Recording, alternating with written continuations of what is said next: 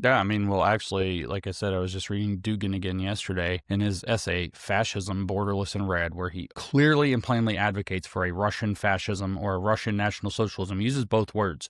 I'm not interpreting here. He uses those phrases to describe what he means. He directly compares to Mussolini and directly compares to Hitler and says, this is what I actually mean. And like I said, he says, real fascism has never been tried. That's not the exact sentence. I don't have it open, so I can't read it, but it's something like fascism in a pure incarnation has never been instituted, or something to that effect. And the reason it's never been instituted is because, Katie, he says that what fascism is, it's not this corporatism where you have this state corporate fusion that, like Mussolini said, that fascism could be described just as corporatism. It's not that, he says. That is a type of fascism. He calls it a right-wing type of fascism, but he's advocating for a left-wing type of fascism that's more socialist in nature and all this other stuff. And he says what's actually missing in every attempt that there's ever been in the world to have, he calls that national capitalism, by the way, and he doesn't like national capitalism, which puts him at odds with Putin, I think. But he says what's missing in every attempt, and in fact, the reasons why the earlier fascist attempts failed, was that they don't have the core fascist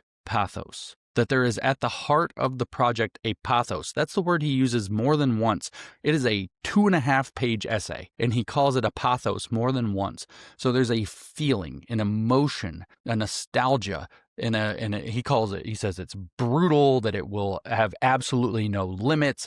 So it's completely unhinged and unchained. It's going to do whatever it needs to do. He mentions explicitly that there will be purges necessary to destroy people who don't go along with the program. This is a 2-page essay. It's amazing what the man packs into this thing. So it's missing this pathos. And because the pathos isn't pure enough, this sense of identity and belonging rooted in the idea of the pure and accurate nation, where purges are necessary against the people who aren't pure enough. What happened in, say, Germany, or what happened in Spain, or what happened under Salazar in Portugal, or what happened with Mussolini, is they had to make deals.